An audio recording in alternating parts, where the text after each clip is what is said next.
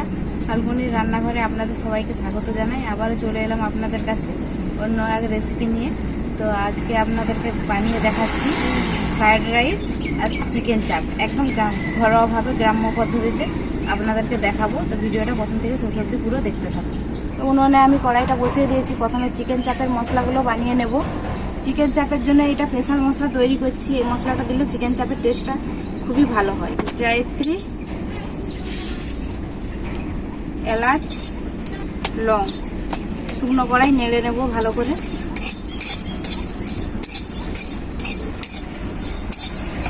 অল্প একটু নাড়াচাড়া করে জায়ফলটাও দিয়ে দিলাম।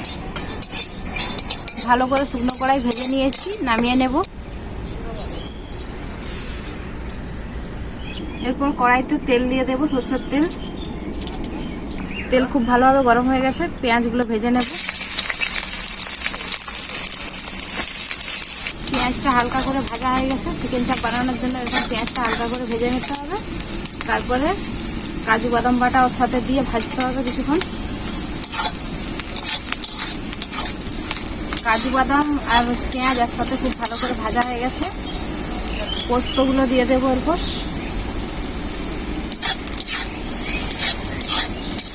পোস্ত, কাজু বাদাম আর পেঁয়াজ একসাথে হালকা করে ভেজে নিয়েছি, নামিয়ে নেব।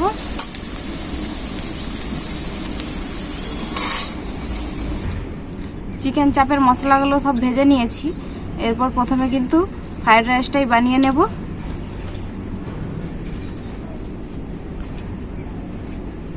গোটা দারুচিনি, এলাচ, 2 চামচ ঘি দিয়ে দেব জলে। ওইদিকে জলটা ভালো করে গরম হতে থাক, আর মশলাগুলো আমি বাড়ি থেকে করে নিয়ে চলে এসেছি। চিকেন চাপ বানানোর জন্য আমি এখানে চিকেন নিয়ে নিয়েছি, আর চিকেনটাকে এইভাবে পিস করে নিয়েছি, দেখুন এরকম সাইজ।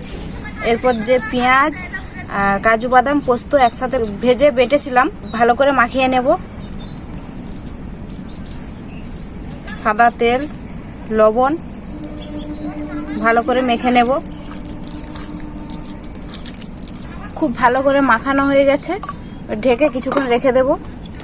জলটা খুব ভালোভাবে গরম হয়ে গেছে, আর আমি এখানে বাসমতির চাল নিয়েছি, আধ ঘন্টা আগে থেকে ভিজিয়ে রেখেছিলাম। চালটা এরপর দিয়ে দেব।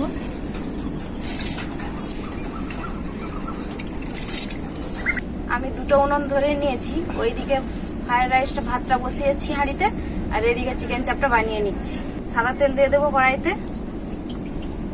সাদা তেল কড়াইতে দিয়ে তেল খুব ভালোভাবে গরম হয়ে গেছে, আর মাংসটাও কিছুক্ষণ ঢেকে রেখেছিলাম। তো মাংসটার মশলাগুলোকে এভাবে ঝেড়ে নিয়ে একটু তেলে ভেজে নেব।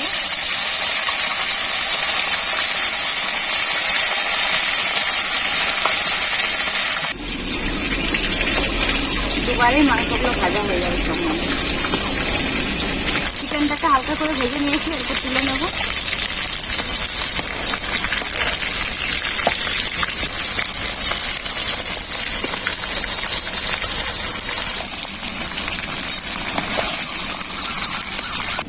ওই তেলেই রসুন বাটা,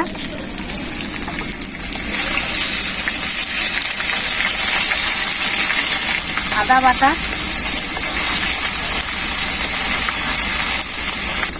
মাংস মাখানো মশলাটা যেটা বেশি হয়েছিল,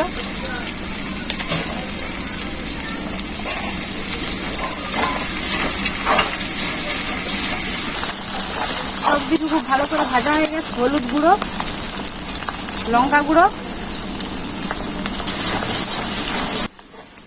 কালারটা ভালো আসার জন্য কাশ্মীরি লঙ্কার গুঁড়ো,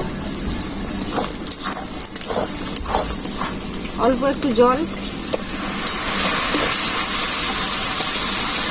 টক দই,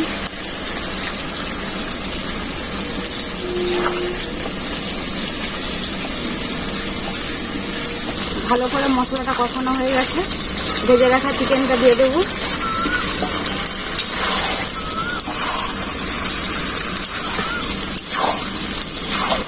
কিছুক্ষণ মাংস মশলার সাথে কষিয়ে নিয়েছি। এরপর সে ভেজে রাখা গুঁড়ো মশলাটা দিয়ে দেব।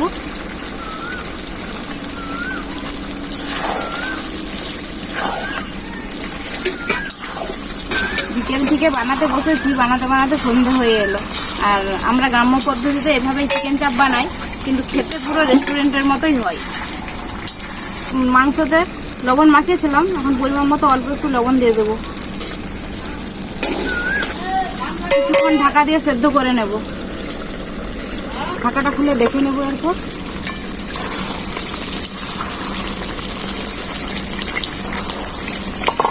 মাংসটা খুব ভালোভাবে সেদ্ধ হয়ে গেছে, কিন্তু মশলাটা এই যে লেগে লেগে যাচ্ছে। মশলাটা আর একটু জল দিয়ে দিলে গ্রেভিটা ভালো হবে, তাই একটু জল দিয়ে দেবো।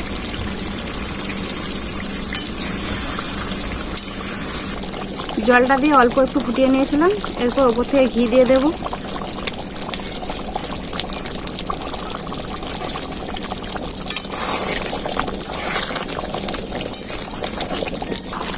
আমার চিকেন চাপ রেসিপি রেডি। এরপর আমি নামিয়ে নেব। সেন্টটা যা উঠছে। ফ্রাইড রাইসটা বানানোর জন্য কড়াই সাদা তেল দিয়ে দেবো। তেলটা গরম হয়ে গেছে, কাজু কিশমিশটা ভেজে নেব।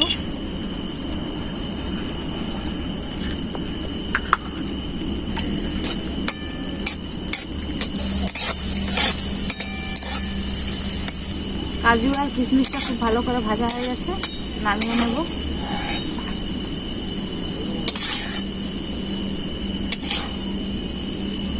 ওই তেলেই সবজিগুলো ভেজে নেব। গাজর, ক্যাপসিকাম, লঙ্কা আর বরবটি। বাজারে বিনস আর মটরশুঁটি পাইনি, আপনারা যদি পান বিনস, মটরশুঁটি আর ফুলকপি দিয়ে দেবেন। সবজিগুলো খুব ভালোভাবে ভাজা হয়ে গেছে, নামিয়ে নেব। অর্ধেকটা নামিয়ে নেব আর অর্ধেকটা থাকবে, কারণ কড়াইতে পুরো রাইসটা ধরবে না তো, তাই হাফ হাফ করে ভেজে নেব। কড়াইটা ছোট হয়ে গেছে না রাইস হিসাবে। কি সুন্দর ঝরঝরে হয়েছে ভাতগুলো। ঘি দিয়ে দেবো ওপর থেকে, কাজু কিশমিশ, পরিমাণ মতো চিনি, কারণ চিনিটা দিতেই হবে, চিনিটা না দিলে স্বাদটা ভালো লাগে না।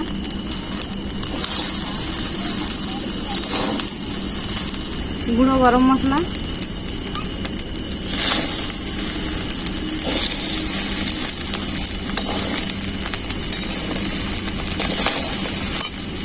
অল্প একটু লবণ,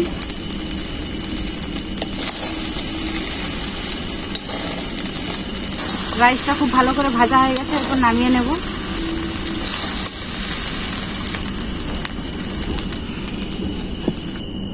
বাকিটাও একইভাবে ভেজে নেব।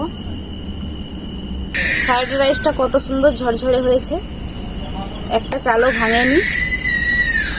কাকি আমাকে বড় মাংসটাই দিছ? হ্যাঁ, তোমার জন্য ওটা স্পেশাল করে করেছিলাম।